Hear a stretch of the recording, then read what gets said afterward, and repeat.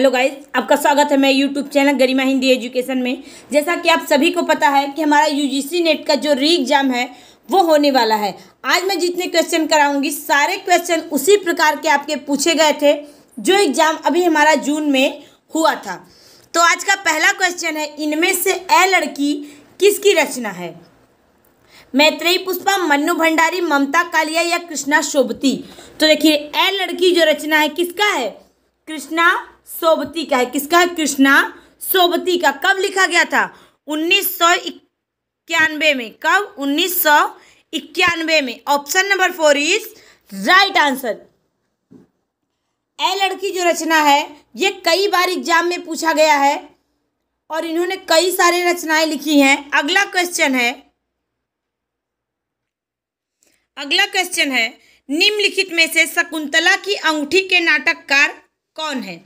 सुरेंद्र वर्मा, रमेश बख्शी, प्रभाकर श्रोत्री या शंकर शेष। तो देखिए, शकुंतला की अंगूठी के नाटककार कौन है? तो वो है सुरेंद्र वर्मा। कौन? Surendra Verma. Option number first is right answer. Shakuntala की अंगूठी जो रचना है वो क्या है? नाटक है। किस विधा की रचना है? तो नाटक है। ऑप्शन नंबर फर्स्ट क्या हो जाएगा? करेक्ट हो जाएगा। कब लिखा गया था? 1990 में। कब? 1990 में। अगला क्वेश्चन है, निम्नलिखित में से चॉकलेट के उपन्यासकार कौन है? चतुरसेन शास्त्री, पांडे बेचन शर्मा उग्र, ऋषभ चरण जैन या इला चंद्र जोशी। तो देखिए, निम्नलिखित में से चॉकलेट के उपन्यासकार कौन है? तो चॉकलेट के उपन्यासकार हैं पांडे बेचन शर्मा उग्र। ऑप्शन नंबर क्या हो जाएगा? 2 इज राइट आंसर। कब लिखा गया था? 1927 में। कब? 1927 में। पांडे बेचन शर्मा उग्र ने बहुत सारी रचनाएं लिखी थी। इनकी 2-3 रचनाएं हैं जो कई बार पूछी जाती हैं, जैसे चंद हसीनों के खतूत, दिल्ली का दलाल, बुधवा की बेटी और सरकार तुम्हारी आंखों में। ये जो रचनाएं मैं बता रही हूँ ये आपके कई बार एग्जाम में पूछे जा चुके हैं। किसकी रचनाएं हैं?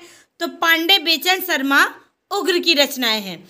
अगला क्वेश्चन है, लोजाइनस के अनुसार उदात्त का प्रमुख स्रोत क्या है? विचार, प्राकृतिक, भाव प्रवणता या अलंकार योजना। तो देखिए, लोजाइनस के अनुसार उदात्त का प्रमुख स्रोत जो है वो क्या है? तो वो है विचार। क्या है? विचार। क्योंकि लोजाइनस जो थे उदात्तवाद सिद्धांत के क्या थे? प्रवर्तक भी थे। इससे संबंधित मैंने 2-3 क्वेश्चन कल वाले क्लास में कराया था। तो राइट आंसर क्या होगा? Option number first. अगला क्वेश्चन है, गोस्वामी गोकुलनाथ द्वारा लिखित ग्रंथ का नाम कौन सा है? ज्ञान मंजरी, हितोपदेश, भुवन दीपिका या 84 वैष्णवन की वार्ता।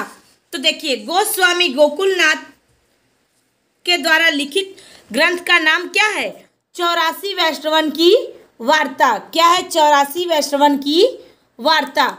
ऑप्शन नंबर फर्स्ट ही, ऑप्शन नंबर 4 क्या हो जाएगा? करेक्ट हो जाएगा। 84 वैष्णवन की वार्ता और 252 वैष्णवन की वार्ता, ये दोनों किसने लिखा है? तो गोस्वामी गोकुलनाथ ने ही लिखा है। तो राइट आंसर क्या हुआ? Option number 4। अगला क्वेश्चन है, इनमें से कौन आलवार महिला संत है? आंडाल, अजकामासी, सहजोबाई या मीराबाई। तो देखिए, आलवार महिला संत कौन है? तो आलवार संत जो थे दक्षिण के वैष्णव संत हैं। सबसे पहले ये जानिए कि आलवार संत कहाँ के हैं? तो ये दक्षिण के वैष्णव संत हैं और इनकी संख्या कितनी है? तो इनकी संख्या है 12। क्या है? 12। आंडाल जो है ये दक्षिण की आलवार महिला संत हैं। कौन? Andal. Option number first is right answer. जबकि सहजोबाई और मीराबाई उत्तर भारत की महिला संत कवि हैं। कहाँ की? उत्तर भारत की महिला संत कवि हैं। अगला क्वेश्चन है, निम्नलिखित में से आल्हा खंड के रचयिता कौन है? चंद्रबरदाई, जगनिक, नरपति नाल या अब्दुल रहमान। तो आल्हा खंड के रचयिता कौन है? तो जगनिक है। कौन है? जगनिक है। आल्हा खंड का एक क्वेश्चन ये भी बनता है कि आल्हा खंड का एक अन्य नाम क्या है। तो आल्हा खंड का ही एक अन्य नाम है परमाल राशो। इसकी रचना कब की गई थी? तो 1230 में। कब? 1230 में। Option number 2 is right answer. Chand Bardai जो रचना है, चंद्रबरदाई जो रचनाकार हैं, किसकी रचना किए थे? तो पृथ्वीराज रासो की। किसकी? पृथ्वीराज रासो की। नरपति नाल जो थे, इन्होंने विसल देव रासो लिखा है। क्या लिखा है? विसल देव रासो। और अब्दुल रहमान के रचना का नाम है संदेश रासक। क्या नाम है? संदेश रासक। ऑप्शन नंबर 2 क्या हो जाएगा? करेक्ट हो जाएगा। अगला क्वेश्चन है, निम्नलिखित में से तुलसीकृत कृष्ण काव्य कौन सा है? कृष्णायन, कृष्णचरित, कृष्ण चंद्रिका या कृष्ण गीतावली? तो देखिए, तुलसीकृत कृष्ण काव्य कौन सा है? तो वो हो जाएगा ऑप्शन नंबर 4 कृष्ण गीतावली। क्या हो जाएगा? कृष्ण गीतावली। कृष्ण गीतावली तुलसीदास जी का कृष्ण काव्य पर रचित ग्रंथ है। कृष्णायन जो रचना है, ये द्वारका प्रसाद मिश्र का क्या है? महाकाव्य है। क्या है? महाकाव्य है। अगला क्वेश्चन है, इनमें से कौन रीतिबद्ध कवि नहीं है? मतीराम, केशवदास, घनानंद या चिंतामणि? तो देखिए, रीतिबद्ध कवि कौन नहीं है? तो वो है घनानंद। कौन है? Ghananand. Option number 3 is right answer. रीतिकाल के रीतिबद्ध कवि कौन कौन है? केशवदास, सेनापति, जसवंत सिंह, मतीराम, देव, भिखारी दास, पद्माकर। ये लोग क्या हैं? तो ये लोग हैं रीतिबद्ध कवि। और घनानंद किस में आते हैं? तो घनानंद रीति मुक्त कवि में आते हैं। किस में आते हैं? रीति मुक्त कवि में। रीति मुक्त कवि में शेख आलम, घनानंद, बोधा ठाकुर और द्विजदेव, ये चारों लोग किस में आते हैं? रीति मुक्त में। और रीति काल के रीति सिद्ध काव्यधारा के अंतर्गत सिर्फ कौन आता है? बिहारी। कौन आता है? बिहारी। तो राइट आंसर क्या हुआ? ऑप्शन नंबर 3, क्योंकि रीतिबद्ध कवि नहीं है। कौन? घनानंद। घनानंद किसके अंतर्गत आते हैं? तो ये आते हैं रीति मुक्त काव्यधारा के अंतर्गत। अगला क्वेश्चन है,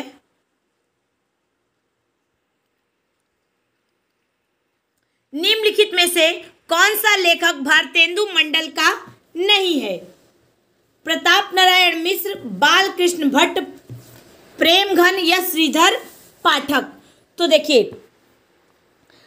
कौन सा लेखक भारतेंदु मंडल का नहीं है? तो वो है Shridhar Pathak. Option number 4 is right answer. Shridhar Pathak जो है, ये द्विवेदी युग के स्वच्छंदतावादी कवि हैं। क्या है? स्वच्छंदतावादी कवि हैं। ऑप्शन नंबर क्या हो जाएगा? 4 is right answer. Pratap Narayan Mishra, Balkrishna Bhatt और प्रेमघन, ये भारतेंदु मंडल के कवि हैं। अगला क्वेश्चन है, एक भारतीय आत्मा नाम से कविता की रचना किसने की थी? मैथिली शरण गुप्त, माखनलाल चतुर्वेदी, सोहनलाल द्विवेदी या बालकृष्ण शर्मा नवीन? तो एक भारतीय आत्मा के नाम से कविता किसने किया था, या रचना किसने किया था? तो वो किए थे माखनलाल चतुर्वेदी। किसने किया था? Makhanlal Chaturvedi. Option number 2 is right answer. Balkrishna Sharma Naveen का जो उपनाम है वो क्या है? नवीन। क्या है? नवीन। और मैथिली शरण गुप्त का उपनाम क्या है? मधुप, राष्ट्रकवि, रसिकेंद्र। और माखनलाल चतुर्वेदी का क्या है? तो एक भारतीय आत्मा। अगला क्वेश्चन है, निम्नलिखित में से प्रपद्यवाद किसका पर्याय है? नई कविता, नकेनवाद, अकविता या प्रयोगवाद? तो देखिए, प्रपद्यवाद जो है किसका पर्याय है? तो वो है नकेनवाद का। किसका? नकेनवाद का। प्रपद्यवाद को ही नकेनवाद भी कहते हैं। जिसके प्रवर्तक कौन है? तो नलिन विलोचन शर्मा है। कौन है? नलिन विलोचन शर्मा। ऑप्शन नंबर क्या हो जाएगा? 2 इज राइट आंसर। और कविता के प्रवर्तक कौन है? जगदीश चतुर्वेदी। कौन है? जगदीश चतुर्वेदी। और प्रयोगवाद के तो कौन है? सच्चिदानंद हीरानंद वात्स्यायन अज्ञे। नई कविता के प्रवर्तक कौन है या उसका आरंभ किसने किया था? तो जगदीश गुप्त। किसने? जगदीश गुप्त। अगला क्वेश्चन है, निम्नलिखित में से कौन सी रचना यात्रा पर आधारित है? एक बूंद सहसा उछली, आत्मनेपद, बावरा, अहेरी या जयदोल। तो देखिए आगे की कौन सी रचना यात्रा पर आधारित नहीं है? तो ये सारी रचनाएं जो हैं किसकी हैं? अज्ञे की हैं। किसकी हैं? अज्ञे की। हमें बताना है कि इनमें कौन सा यात्रा पर आधारित है। तो आधारित जो है वो है एक बूंद सहसा उछली। Option number first is right answer. एक बूंद सहसा उछली जो रचना है ये क्या है? यात्रा पर आधारित रचना है। किसका है? तो सच्चिदानंद हीरानंद वात्स्यायन अज्ञे। कब लिखा गया था? 1960 में। कब? 1960 में। आत्मनेपद किसकी रचना है? तो ये भी अज्ञे की ही रचना है। कब लिखा गया था? ये भी 1960 में लिखा गया था। ये दोनों कब लिखा गया था? 1960 में। बावरा अहेरी 1954 में। 1954 में। जयदोल कब लिखा गया था? 1951 में। 1951 में। तो राइट आंसर क्या हुआ? Option number first. अगला क्वेश्चन है, निम्नलिखित में से कौन सी रचना शमशेर बहादुर सिंह की है? पीली छतरी वाली लड़की, पीली रात, पीली आंधी, एक पीली शाम। तो देखिए कौन सी रचना शमशेर बहादुर सिंह की है? तो वो है एक पीली शाम। क्या है? एक पीली शाम। ऑप्शन नंबर क्या हो जाएगा? Option number 4 is right answer. पीली आंधी किसकी रचना है? तो प्रभा खेतान की। किसकी? प्रभा खेतान की। पीली छतरी वाली लड़की किसकी रचना है? तो उदय प्रकाश का कहानी है। क्या है? उदय प्रकाश का कहानी संग्रह है। अगला क्वेश्चन है, निम्नलिखित में से कटरा भी आरजू किसकी रचना है? मीराकांत, गुलशेरखा सानी, राही मासूम रजा या अब्दुल बिस्मिल्ला। तो देखिए कटरा भी आरजू किसकी रचना है? तो ये है राही मासूम रजा की। Option number 3 is right answer. Rahi Masoom Raza जो थे इन्होंने ही लिखा था कौन सी रचना? कटरा भी आरजू। कब लिखा था? 1978 में। कब? 1978 में। ऑप्शन नंबर क्या हो जाएगा? 3 इज राइट आंसर। अब्दुल बिस्मिल्ला खां का एक उपन्यास है